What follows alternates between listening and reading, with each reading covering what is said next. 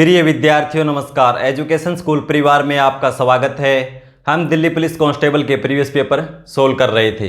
27 नवंबर 2020 third shift के हमने 8 question solve कर लिए थे। क्वेश्चन नंबर 9, एक दुकानदार ने 1000 किलोग्राम चावल खरीदकर उसका एक भाग 10% के लाभ पर और शेष भाग 20% की हानि पर बेच दिया।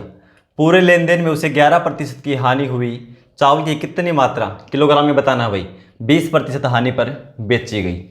भाई कुछ भाग तो लाभ पे, और लाभ कितना 10% और शेष 20% हानि पर। और क्या बता रखा है, कुल लेन देन में उसे 11% की हानि हुई है।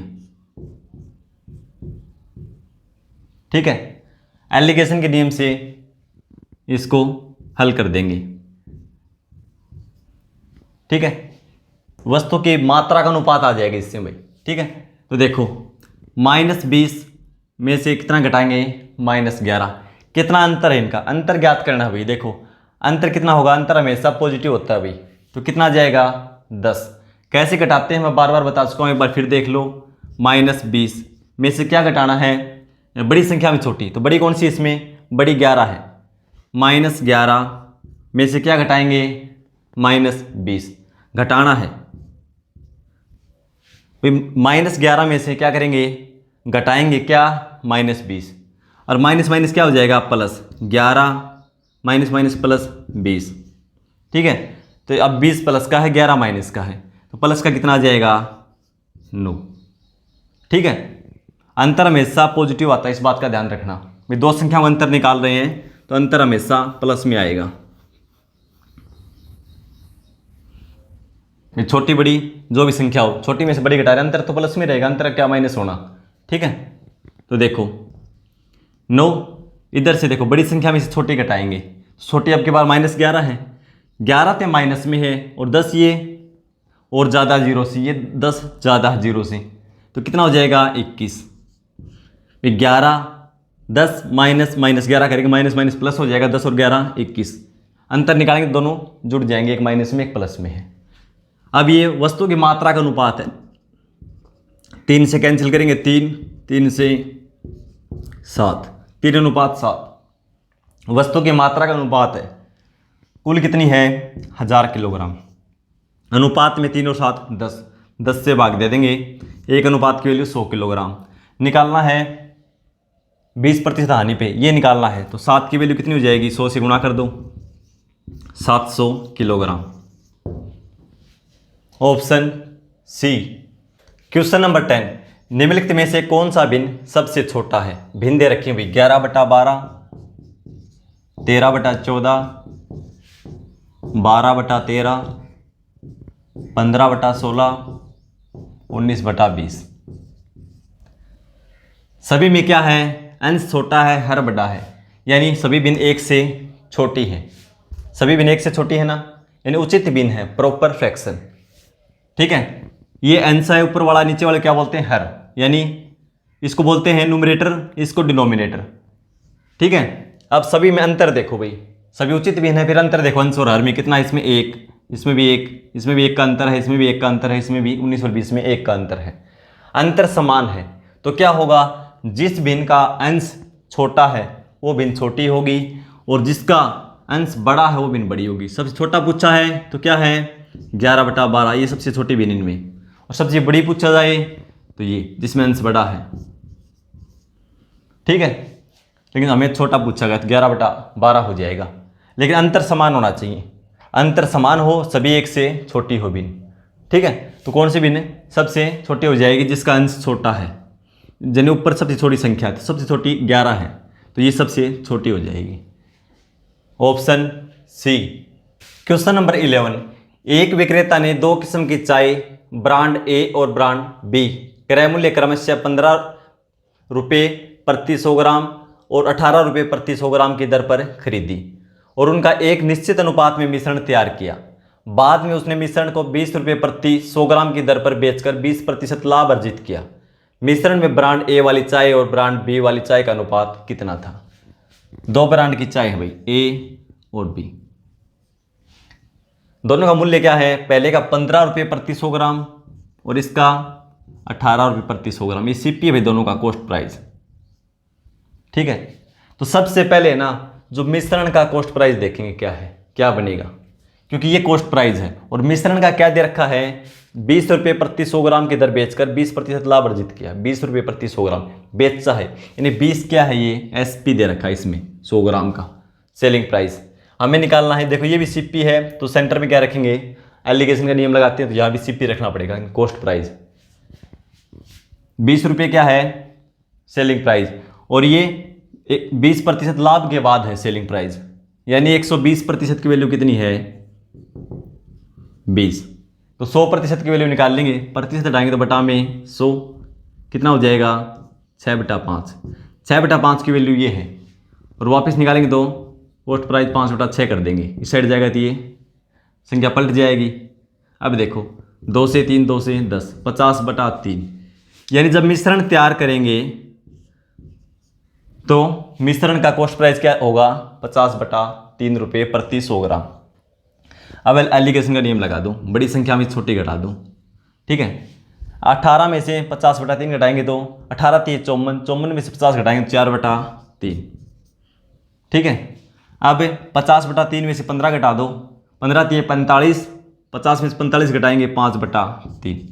क्या अनुपात आया, 3 से 3 कैंसिल हो जाएगा, 4:5। फिर 4:5 में इन चाहे को मिलाना होगा, ये 4 भाग ये 5 भाग।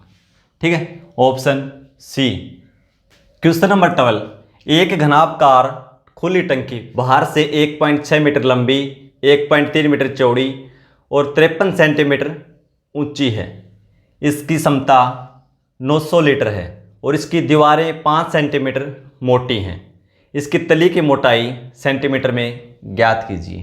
भाई देखो घनाभकार टंकी इसके आकार की है, क्या बता रखा है, बाहर से 1.6 मीटर लंबी, भाई यहाँ से यहाँ तक 1.6 मीटर लंबी है और चौड़ाई 1.3 मीटर, यहाँ से यहाँ तक बाहर की बाहर। ठीक है, और 53 सेंटीमीटर ऊंची, बाहर से बता रखा है ऊंचाई ऐसी।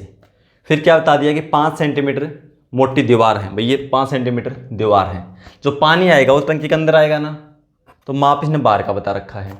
तो इसकी तली की मोटाई पूछा भाई कितनी है, तो टोटल बता रखा है कितनी ऊंचाई, 53 सेंटीमीटर। तो कैसे निकालेंगे, तो देखो एक बार, लंबाई L कितनी दे रखी है बाहर की, 1.3 मीटर। ठीक है, अब देखो 5 सेंटीमीटर मोटी दीवारें हैं, भाई 5 सेंटीमीटर ये हो गई, 5 सेंटीमीटर ये हो गई, दोनों साइड 5 और 5 10 सेंटीमीटर हो गई। 10 सेंटीमीटर अंदर की लंबाई कम हो जाएगी, 10 सेंटीमीटर का मतलब 0.1 मीटर, मीटर में बदलेंगे तो ठीक है, 10/100 1/10 हो जाएगा ना, 10/100 यानी 0.1 मीटर, ये घट जाएगी तो अंदर की कितनी हो जाएगी, 1.2 मीटर लंबाई। ऐसे ही चौड़ाई देखो कितनी दे रखी है, ये क्या थी, चौड़ाई थी, ये चौड़ाई है, कोई दिक्कत नहीं, चौड़ाई लिख लो इसको। और लंबाई ये भी तो 5 सेंटीमीटर ही थी ना, तो 5 5 10 सेंटीमीटर घटा दिया हमने। फिर देखो लंबाई, देखो लंबाई दे रखी है 1.6 मीटर, तो इसमें से 0.1 मीटर घट जाएगी, क्योंकि 5 5 सेंटीमीटर दीवारें मोटी बता रखी हैं, ये घट जाएंगी, चौड़ाई की हमने ये घटा दी। ठीक है, तो कितना हो जाएगा, 1.5 मीटर। उसके बाद उसका क्षमता बता रखी है 90 लीटर, और ऊंचाई बता रखी है इसकी, बाहर की बता रखी है ऊंचाई 53 सेंटीमीटर। लेकिन इसकी तली की ऊंचाई निकालनी है, भाई कितनी मोटी इसकी तली, तो देखो घनाभ का आयतन निकाल देंगे, लंबाई गुणा चौड़ाई गुणा ऊंचाई। लंबाई कितनी, 1.5 मीटर, दशमलव हटाएंगे तो 5/10 मीटर, चौड़ाई 12/10 मीटर, गुणा ऊंचाई h मान लो एक बार।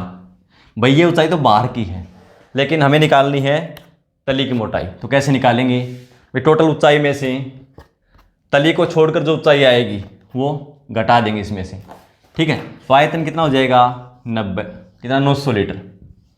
ये मीटर में है तो इसको मीटर में बदलेंगे, जो भी आयतन आएगा घन मीटर में आएगा, और 1 घन मीटर में कितना लीटर होता है, 1000 से भाग दे दो, क्योंकि ये लीटर में था ना, और जो आंसर हमारा घन मीटर में आएगा तो इसको घन मीटर में बदल लिया। ये h का मान निकाल दो यहाँ से, 2 जीरो से 2 जीरो कैंसिल, 1 जीरो से 1 जीरो ये कैंसिल कर दो, फिर 5 से 3 और 5 से 2, 2 से 6, फिर 3 से 3 बार में और 3 से ये 2 बार में, कितना आया 2h। और h का मान चाहिए तो इस साइड h गुणा में, उस साइड जाएगा तो भाग में, यानी 1/2। 1/2 को हमें सेंटीमीटर में बदलेंगे, ये मीटर में आया अभी क्योंकि मान मीटर में थे, सेंटीमीटर में बदलेंगे तो 100 से गुणा कर दो, कितना जाएगा 50 सेंटीमीटर। 50 सेंटीमीटर क्या है, टंकी के अंदर से ऊंचाई है, ठीक है। और बाहर से ऊंचाई कितनी है 53 सेंटीमीटर। बाहर की ऊंचाई में से अंदर की ऊंचाई घटा देंगे तो क्या जाएगा, तली की मोटाई कितनी है 3 centimetre. Option B. Question number 13, 2 वर्ष पूर्व किसी परिवार के 5 सदस्यों की औसत आयु 18 वर्ष थी। परिवार में एक नए सदस्य के आ जाने से परिवार की औसत आयु अभी भी वही है। नए जुड़े सदस्य की वर्तमान आयु वर्षों में कितनी है। भाई 2 वर्ष पहले की बात कर रहा है, 5 सदस्यों की औसत आयु कितनी थी, 5 की औसत आयु दे रखी है, कितनी थी 18 वर्ष। कितने कब थी, 2 वर्ष पहले, 2 वर्ष पहले थी, 2 वर्ष पूर्व 5 सदस्यों की औसत आयु लिख लेना भाई, 5 सदस्यों की औसत आयु 18 वर्ष।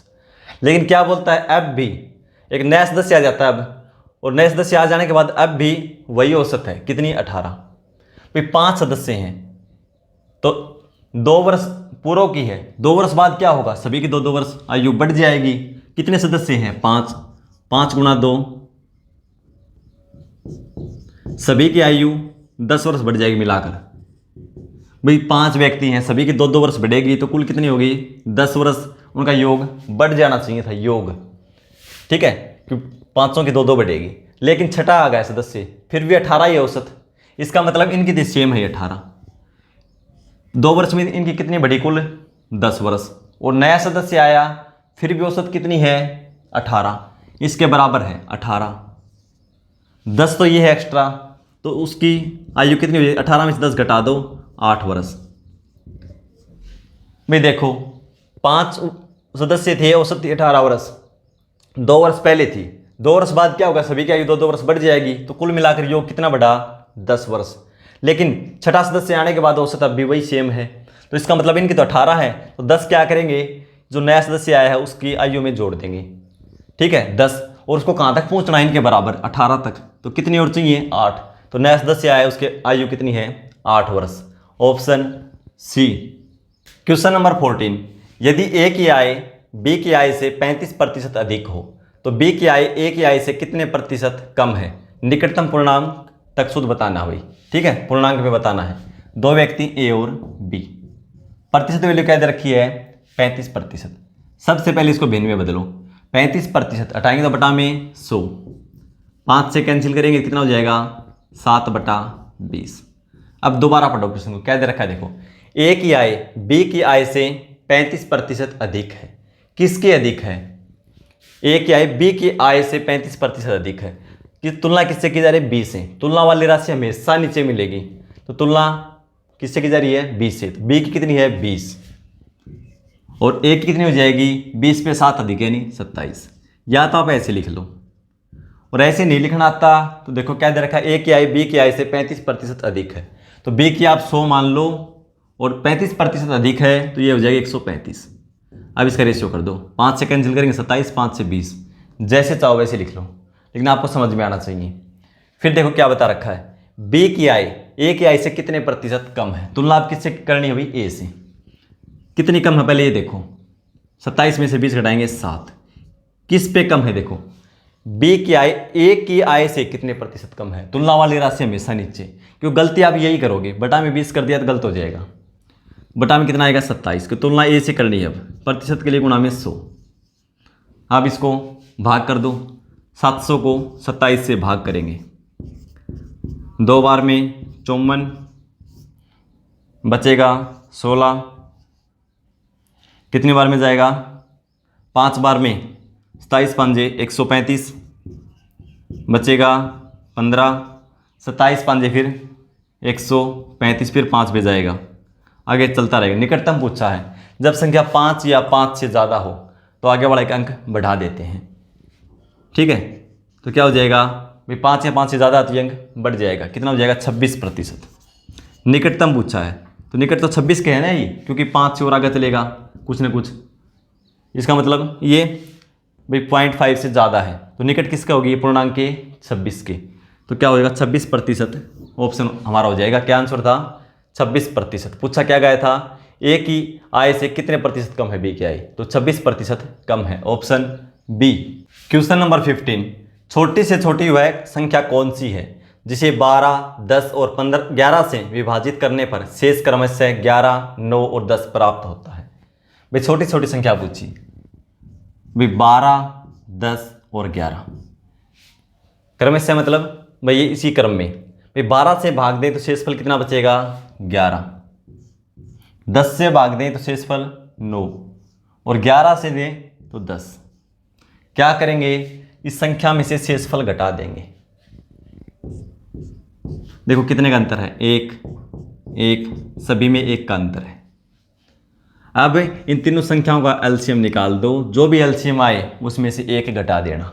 ठीक है, तो 12, 10 और 11 का एलसीएम निकालेंगे।